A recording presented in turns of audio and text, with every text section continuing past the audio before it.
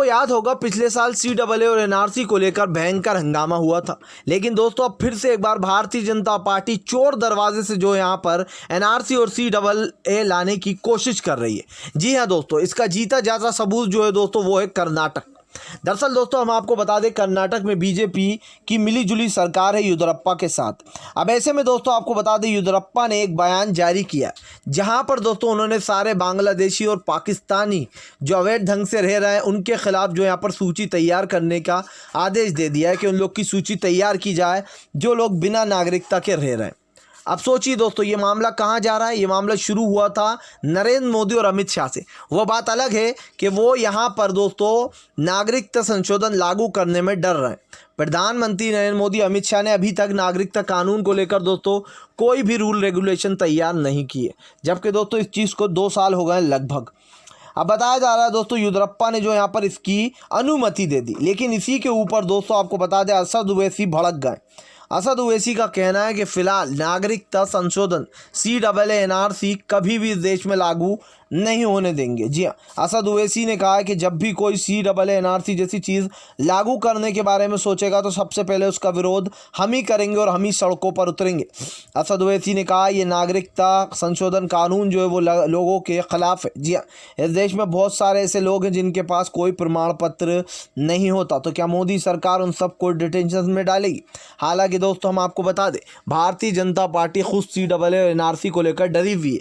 वो इसको अभी छेड़ने की कोशिश नहीं कर रही है, लेकिन दोस्तों येदियुरप्पा ने इसको छेड़कर कहीं ना कहीं एक आग सी लगा दी है। आपको बताया दोस्तों, लगातार मोदी सरकार घिरती चली जा रही है। एक तरफ किसान बैठा हुआ है सड़कों पर, दूसरी तरफ कोरोना से हुई मौतों ने मोदी का पूरी तरीके से गेम ओवर कर दिया। लोगों का ये मानना है दोस्तों कि प्रधानमंत्री नरेंद्र मोदी का 2024 में अंत हो जाएगा। बात मोदी के अंत की नहीं है दोस्तों, बात है सच्चाई की। आज देश की जनता परेशान हो रही है। आप CAA NRC जैसे कानून लाते हो सिर्फ मुसलमानों को परेशान करने के लिए।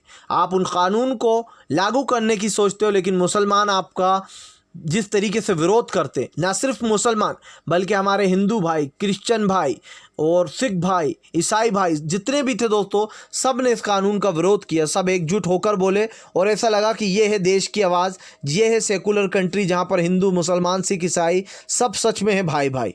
और यही काम दोस्तों मोदी पर भारी पड़ गया था, क्योंकि मोदी ने कभी नहीं सोचा था कि NRC और CAA का इतना भयंकर विरोध होगा। लेकिन अब दोस्तों गड़े हुए मुर्दे एक बार फिर से येदियुरप्पा सरकार ने उखाड़ दिए।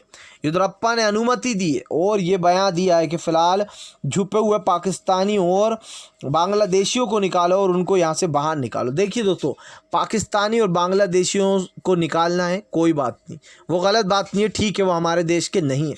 लेकिन अगर आप इसका बहाना लेकर मुसलमानों को टारगेट करोगे और आप सबको नागरिकता दोगे और आप मुसलमान की नागरिकता नहीं दोगे मुसलमान को, बल्कि आप उन लोगों की नागरिकता और छीन लोगे सिर्फ एक कागज़ के बल पर। जिसके पास कागज़ नहीं होगा आप कह दोगे वो यहाँ का नहीं है। ये कौन सी बात है दोस्तों? इस दुनिया में हज़ारों गरीब हैं, हज़ारों यतीम हैं, हज़ारों भिखारी हैं, हज़ारों ऐसे लोग हैं दोस्तों जो बेचारे भीख मांग कर अपना काम चलाते हैं। उनके पास नागरिकता कहाँ से आएगी दोस्तों? मोदी सरकार में इतनी अकल होना चाहिए। उन लोगों के पास दोस्तों नागरिकता कहाँ से आएगी जिन लोगों के माँ बाप नहीं होते, अनाथ हो जाते हैं बचपन से ही, वो लोग कहाँ से नागरिकता लाएंगे? ये मोदी सरकार को समझना चाहिए। इतनी अकल तो दोस्तों एक बच्चे में भी होती है, लेकिन लगता है इस देश का प्रधानमंत्री बच्चे से भी गया बीता है।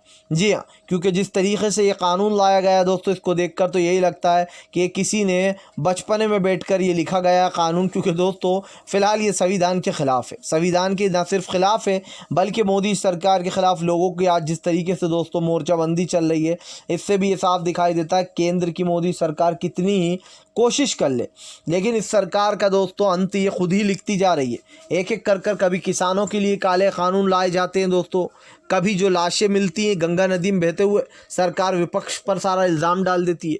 और दोस्तों हैसियत क्या है इस सरकार की?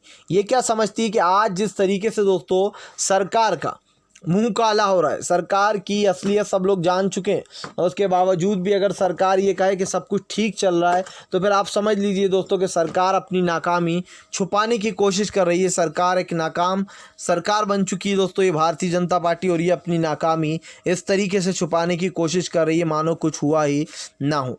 फिलहाल अगर आपको वीडियो अच्छा लगा है तो लाइक ज़रूर करिएगा, और अगर इसी तरीके की सच्ची खबरें देखना चाहते हैं तो हमारे चैनल को सब्सक्राइब करके पास में एक घंटी आएगी उसको भी दबा दें, ताकि हर वीडियो की अपडेट आपको मिल पाए।